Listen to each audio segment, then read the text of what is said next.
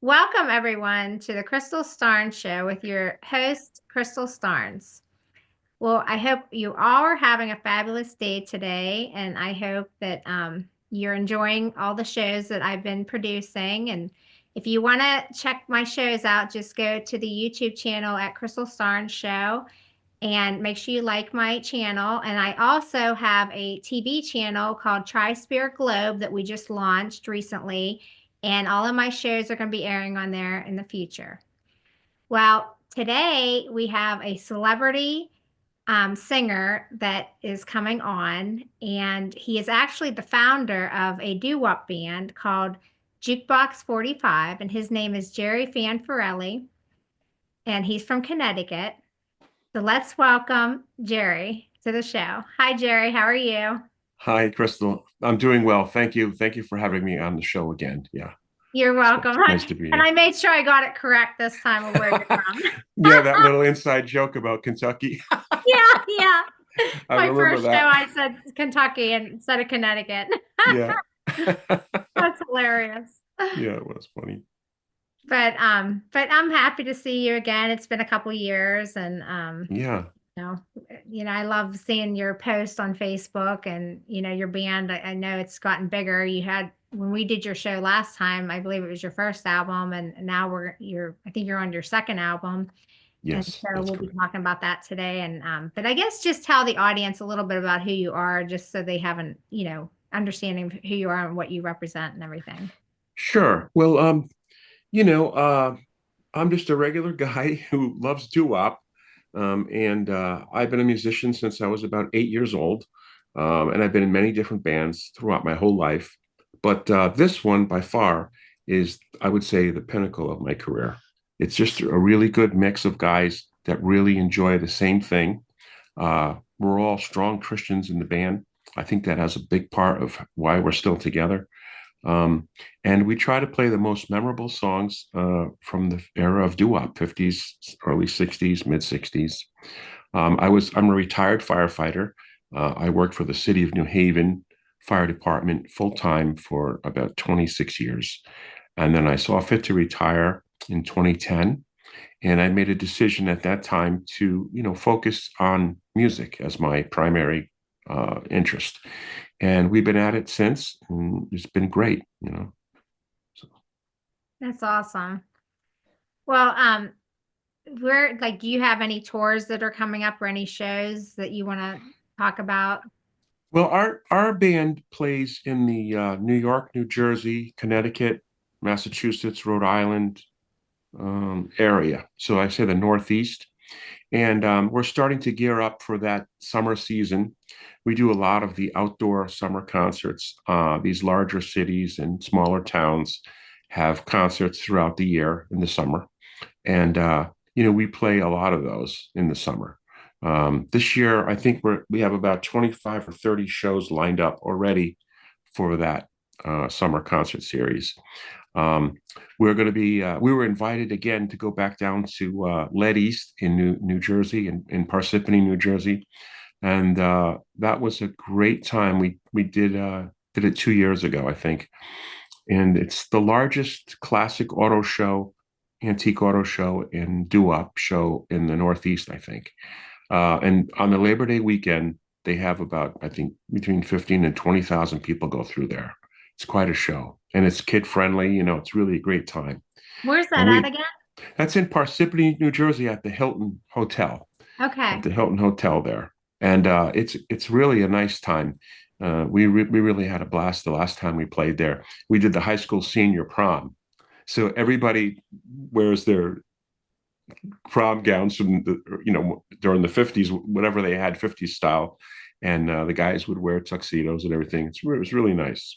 We had a really enjoyable time there.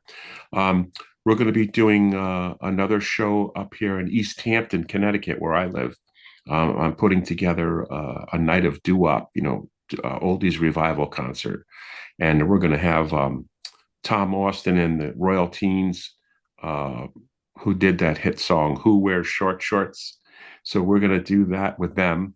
And we might have another act coming also. It's still in the planning stages. So we really don't know exactly what direction it's going to go in yet. But yeah, we've got a lot of stuff lined up for the summer anyway. Yeah. That's awesome.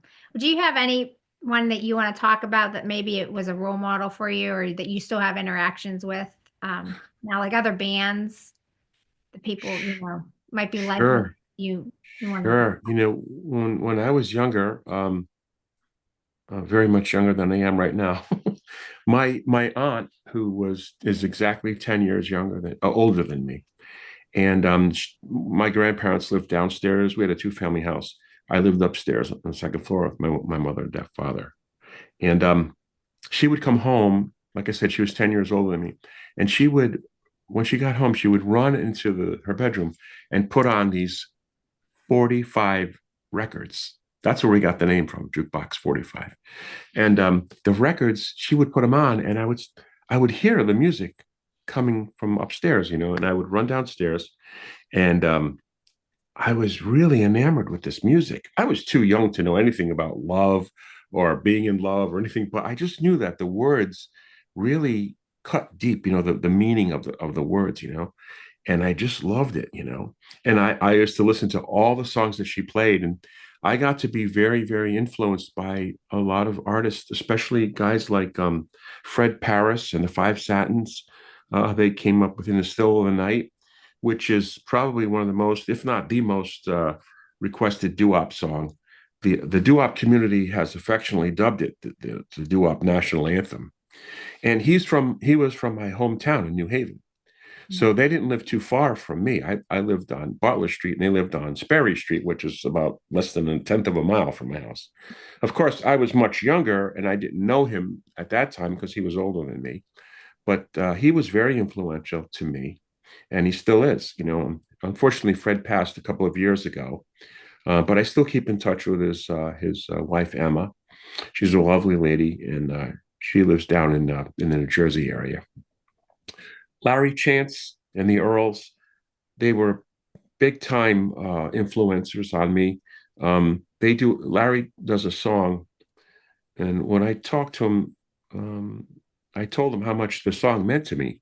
And he said, Jerry, that song, I sing it for Larry Palumbo, who was in the band. And he went into the 82nd Airborne, I think.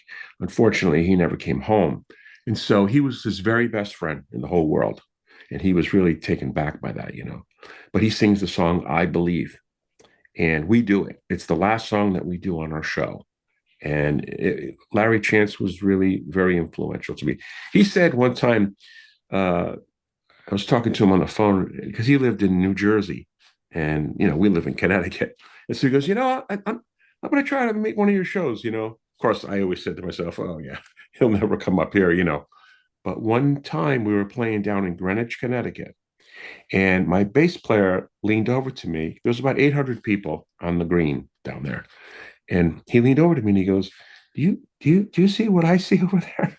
And right in the front row, there was Larry Chance sitting in a lounge chair, at Chase Lounge. I said, oh my gosh, I couldn't believe it. He made one of our shows. And then I saw him performing up in Massachusetts, and we had a nice chat. And we were very, even though he was older than me, we were very much on the same page with our emotions about doo wop and everything. It's really nice to talk to him.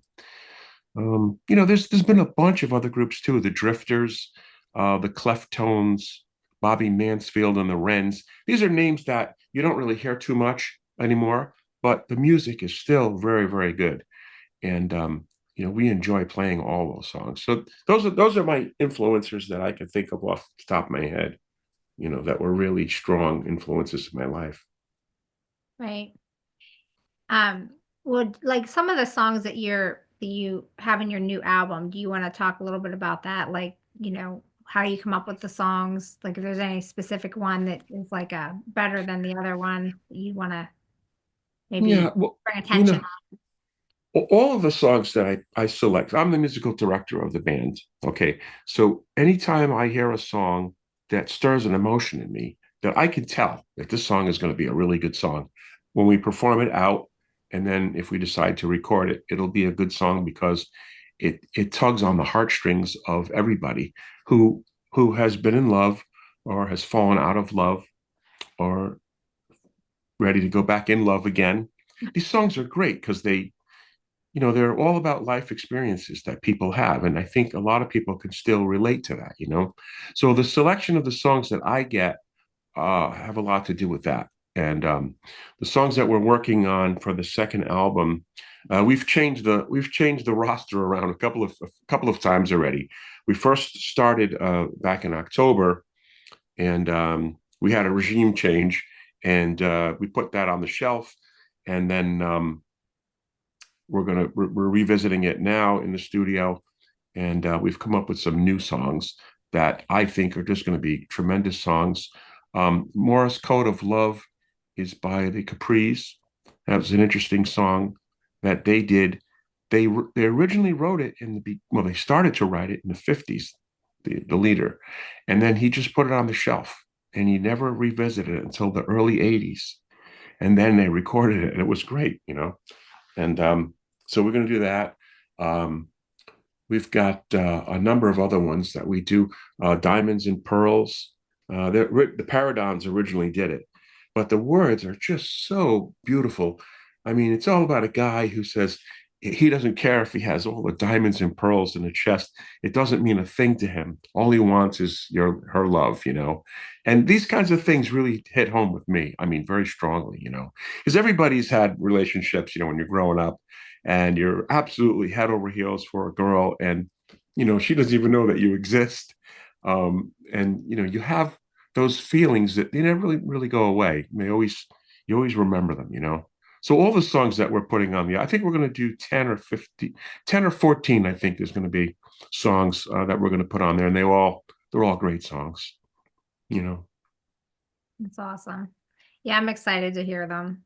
Where can everyone find your albums at? Well, we have several places where we can hear the music. So where the music is widely made available on the digital platforms, such as Spotify. We're on Amazon Music. We're on iHeartRadio. We're on YouTube. And all they need to put in is Jukebox45 Show Band, Doo Wop Memories. And then the albums will they pop right up. And you can hear the music. It's really great. And then we have websites too that we have. We have our World Wide Web, which is jukebox45.us. And then our Facebook page, of course, is Jukebox45 Show Band. And that's where most of our music is being listened to on the Facebook right now. And we also have an Instagram page too, Jukebox45. So now there was another band down in, I think, North Carolina or South Carolina. They call themselves Jukebox45. And we didn't want to infringe on their, copyright. So I changed it to Jukebox45 Show Band, which that's what we are. We come out on stage and we have, the sequin jackets and the light show and everything. And we have a digital introduction that brings us on stage. So it's very showy, and the people love it. The people enjoy it very much. I think the doo-wop time was a much simpler time in this country when people seemed to be much happier. Nobody was on the cell phones texting, and there was no such thing as a cell phone, just a rotary dial phone. And I remember my mother used to say to me, Jerry, I want you home when the streetlights come on. And I'd see it was getting darker and darker, and then the streetlights would pop on, and I wouldn't walk home, I would run home. And when I got home, guess what? My mother had prepared a beautiful home cooked meal, and the whole family sat down, my dad, my sister, my brother, my mom. We discussed the day's events, and that's how it was in the 50s and the early 60s. And today, I think the young kids are missing out on that in a big time, big time. But that's why these people that come to our shows, I think they really long for those times again, the simple, beautiful times that were.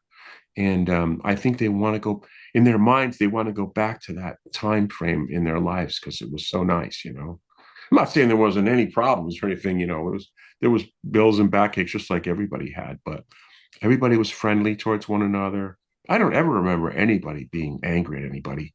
I mean, you have, little words here and there, but nothing like you see today. It's terrible.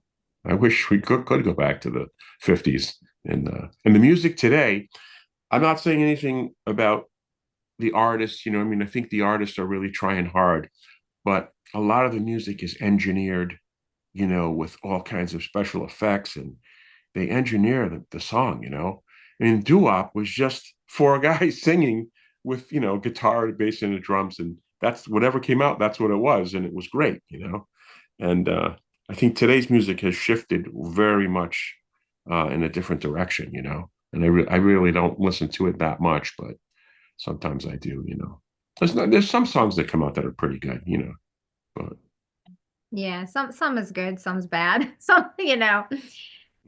some of the things that they talk about, like I don't want my kids listening to, but Oh yeah. Well, no, absolutely. There's some stuff I don't let my grandchildren listen to. And they're pretty sharp though, and they listen to pretty good stuff. But Right. Well, do you want to talk about any of your band members? sure, yeah. Yeah. Well, like I said, when I formulated this band several years back, and I was looking for a specific kind of individual for the group.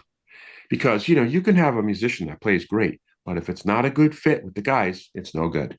It doesn't work, And I've done that before. I know the routine. And so I was looking for guys that were all like-minded, uh, around my age, and that had an interest in doing this kind of music, um, and that we would all be pulling in the same direction. You know, a lot of guys come in the band and they want to do this, they want to do that, and I in my mind this was an idea that I had put together in my mind 20 years ago, and I knew exactly how I wanted it, or pretty much how I wanted it to go, and how I wanted the show to be, and so forth. And then you get guys that are just they don't want to play that kind of music, or they want to do something else, or they're too showy. All the guys in the group that I have right now, there's no egos in the band. We all pretty much get along with everybody. Um, there's no one better than anybody else, really. And the guy that I'm thinking of initially was Joe Carver. I met Joe, believe it or not, at Costco. He was working at Costco, and he was in the electronics department, I think. And we just started chewing the fat and everything. And then I said, "Yeah, I'm looking for, trying to put something together and this and that." And he goes, "Oh yeah." He goes, "I play bass guitar and this and that. And I do backup vocals. Wow, this is great." So then he said to me, "Yeah, but I'm going for an audition next week. It's with another a blues group." And I said, "Oh man, that's the end of this. I'll never see him again." And I left and I went up to my car, which was way at the end of the parking lot, and something told me to turn around and go back and just give him my business card, you know. So I did. I walked all the way back from my truck all the way down to the Costco's, and I had to find him. He was taking his lunch break, and I said, "Listen, I know you said you had an audition, but if it doesn't work out for you, I would like to give you my card." So about a week and a half, 2 weeks later, my phone rings and it's him, and he says, "Jerry," he said, "this is Joe." He said, "Listen, I'd like to know if you're still interested. I'd like to talk with you." And that's how it started. So he came into the group, and we really didn't know exactly what direction we were going to go in terms of how far back the music we were going to take it. But we started developing it. So he was like a founding member of the band. And then we went through about two or three different drummers, and each drummer was great. They were great drummers, but they just didn't have they didn't mesh well with everybody. They didn't blend. I mean, the guys had their own way of thinking, and doing different things that we really weren't crazy about. And so we finally found a guy, Al Floyd, and he's a consummate professional drummer, this guy, and he's the nicest guy you ever want to meet on planet Earth. He's just a really genuinely good human being, and he plays drums so great. And we found out one day at rehearsal that he sings a little bit, but he had a baritone voice, like a bass, the really low end, and that's what we needed for the band, because I'm a tenor. Joe's a soprano tenor, and we needed a bass to keep hold down the bottom end. And we started to work with him, and he was taking lessons with a woman by the name of Christine Allman. Christine Allman was the Saturday Night Live singer in the band. She would sing, and he took lessons with her. I took lessons with her too a little bit, and so he really has come a long way. We're, on the new album, we're going to have I think "Good Night, My Love." He's going to sing it like Jesse Belvin, the real low voice, and then we have Mike Buck, who is really the newest member of the group. And he's actually a Connecticut State Trooper. But I met him in a breakfast shop, and we started talking. And he indicated a strong interest, because we were looking for a sax player we had a sax player, and he worked out really good with us. Tremendous guy. His name was Doug James. But Doug is a very renowned player. He's played with all the greats, and he was going on tour in Europe, and so he was going to be away, and he wouldn't be able to play the shows with us. So we had to, get another sax player. And Mike is a great player, and we found out that he can sing too. And so we've been between the four of us, we've been working on such great songs. We do "Somewhere Over the Rainbow" like the Duprees do. That's going to be on the album. We do "Turn Around, Look at Me" by the Vogues. We're doing 4-part vocal harmony with that. Uh, we do like Morse Code of Love. That's another one that we do with all the harmony parts. Um, just a bunch of songs that we all, our voices really blend really good together. And now, our keyboard player, Paul Scungio, he's been playing with us since the beginning, pretty much. And he's indicated to me that he wants to retire and move on. He's got a few other projects that he wants to do. And, I respect that. But it's a hard void to fill because the keyboard player, he fills in all of the dead spot, the quiet spots, where there's nothing going on, and he fills it in nice, and so now we have to find another keyboard player. I've been putting it out there, looking around. We've auditioned a few, but so far, we haven't found the right one yet. And I'll know it when we find him, or her, whatever. So, and that's it. That's 5 pieces, and like I said, it's a good fit. We just pray to God that we can all stay healthy and continue to perform. Right. It That's sounds it. like you're doing a lot, and you've done a lot since I talked to you before. Yeah. Well, I think we talked to you about 2 years ago, maybe. And at that time, I think the first album had just come out, or maybe it was in process. I don't know.